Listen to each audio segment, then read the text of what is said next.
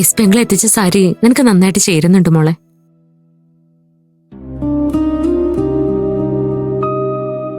മിഥുന്റെ കൂടെ എന്റെ ഇനിയുള്ള ജീവിതം എന്താ തീരുമെന്ന് എനിക്കറിയില്ല ചേച്ചി.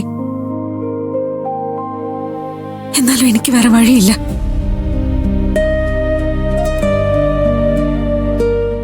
മോളെ, ഒക്കെ ചേച്ചിക്കറിയാം.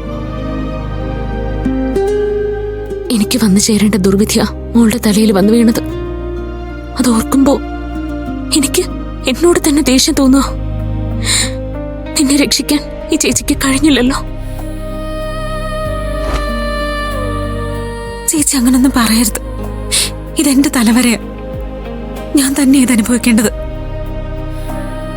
മോളെ, നടന്നതൊക്കെ ഒരു ദുസ്വപ്നം പോലെ മറക്കാൻ നിനക്ക് കഴിയുമെങ്കിൽ, മറ്റൊരു ജീവിതത്തിലേക്ക് കടക്കാൻ പറ്റുമെങ്കിൽ നമുക്ക് ഈ കല്യാണത്തിൽ നിന്ന് പിന്മാറിയാലോ. ആരും ഒന്നും അറിയണ്ട. വിവാഹം മുടങ്ങിയ മിഥുന് സന്തോഷാവൂ. നമുക്കുണ്ടായ എല്ലാ പ്രശ്നങ്ങളും നമുക്ക് മറ്റാരും അറിയാതെ പരിഹരിക്കാം. എന്റെ മനസ്സ് ഏറ്റവും നന്നായിട്ട് അറിയാവുന്ന ചേച്ചിക്ക് ആ ചേച്ചി തന്നെ എന്നോട് ഇങ്ങനൊന്നും പറയരുത്.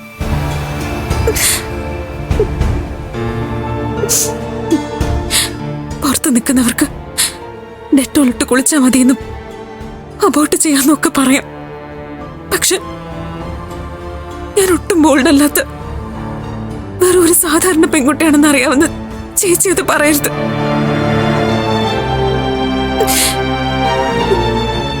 ഒരിക്കലും വിട്ടുമാറാത്ത ട്രോമയിൽ ഇനിയുള്ള കാലം ജീവിക്കാൻ എനിക്ക് വയ്യ ചേച്ചി. ഡിപ്രഷൻ അടിച്ച് എനിക്ക് വട്ടുപിടിക്കും. അതിലും ഭേദം എന്നെ ചതിച്ചവന്റെ കൂടെയുള്ള ജീവിതമാ.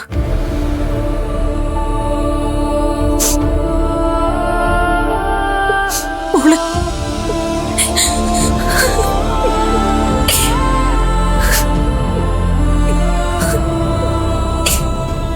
നീ പറഞ്ഞത് ശരിയാ. ചേച്ചി നിന്നോട് ഇങ്ങനെയൊന്നും പറയാൻ പാടില്ലായിരുന്നു.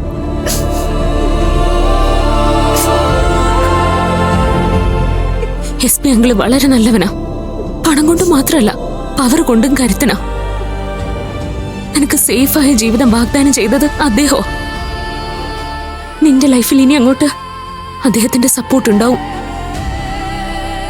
അതുമാത്രമാ എനിക്കൊരു സമാധാനം. ചേച്ചി എന്റെ കൂടെ ഉണ്ടായിരുന്നെങ്കിൽ എനിക്ക് കൂടുതൽ ധൈര്യം ഉണ്ടാവുമായിരുന്നു. എന്നും നിന്റെ കൂടെ ഉണ്ടാവണമെന്ന് ചേച്ചിക്കും ആഗ്രഹമുണ്ട്. പക്ഷെ നമുക്ക് എന്ത് ചെയ്യാൻ പറ്റും?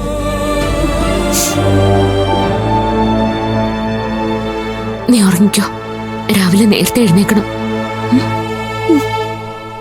കിടക്ക.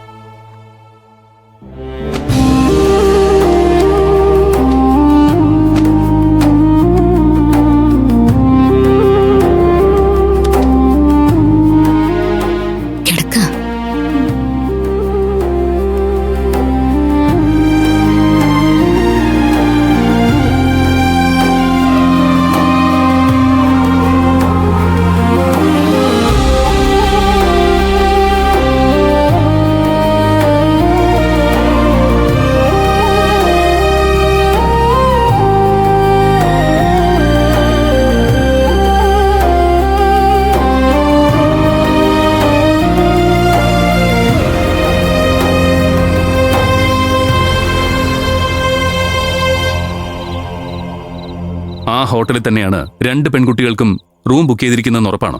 അതെ, SP സാറ് പറഞ്ഞിട്ട് സ്വാമിനാഥനാണ് എല്ലാം ഏർപ്പാടാക്കിയത്. ആ റൂമിൽ താമസിക്കുന്നവരെ ക്ഷേത്രത്തിലെത്തിക്കാൻ ഒരു ടാക്സിയും പറഞ്ഞിട്ടുണ്ട്. പിന്നെ മിഥുൻ പറഞ്ഞതുപോലെ മീഡിയ അറിയാതിരിക്കാൻ വേണ്ടതൊക്കെ ഞാൻ ചെയ്തിട്ടുണ്ട്. പക്ഷേ കല്യാണം നടന്നു കഴിഞ്ഞാൽ മീഡിയ ഇതൊക്കെ അറിയുമല്ലോ. മിക്കവാറും ക്ഷേത്രത്തിൽ നിന്ന് തന്നെ വിവരം ചോരും.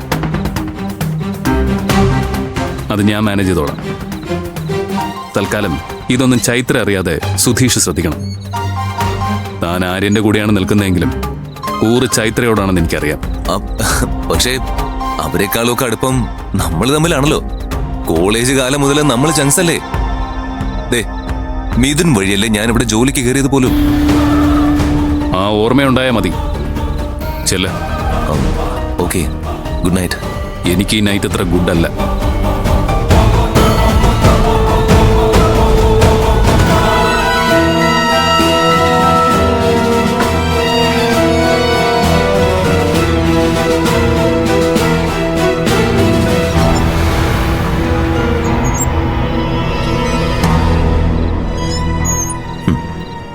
നിന്റെ പ്ലാൻ എന്താണെന്ന് മനസ്സിലാക്കി ഞാനത് ചൈത്രയെ അറിയിക്കും.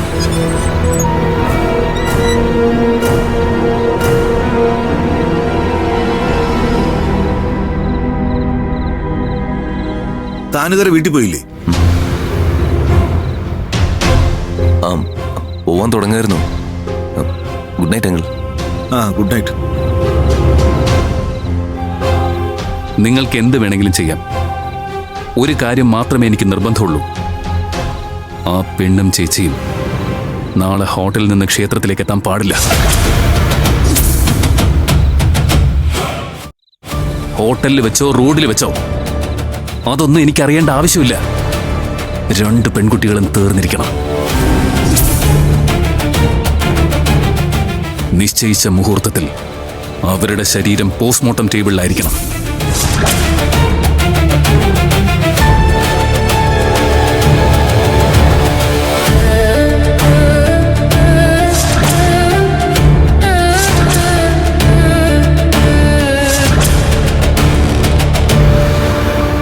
കീർത്തിയും ശില്പയെ അപകടപ്പെടുത്താനാണ് മിഥുന്റെ ഉദ്ദേശം.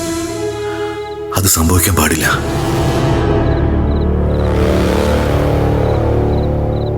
ശില്പയ്ക്ക് അളിയനൊരു പുതിയ ഫോൺ വാങ്ങി കൊടുത്തിട്ടുണ്ടല്ലോ. ആ നമ്പറിൽ വിളിച്ച് മിഥുനാണ് ശത്രു എന്ന് പറയാതെ സൂക്ഷിക്കാൻ മുന്നറിയിപ്പ് കൊടുത്താലോ?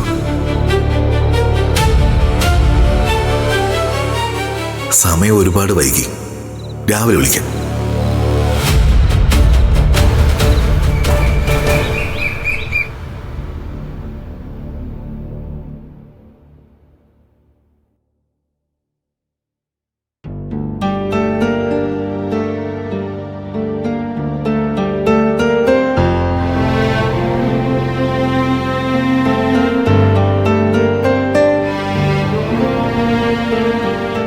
മോളെ കീർത്തി, മോളെ എഴുന്നേക്ക്. കീർത്തി, ഞാൻ ബോധമല്ലാതെ ഉറങ്ങിപ്പോയി. കുറെ നാളുകൾക്ക് ശേഷം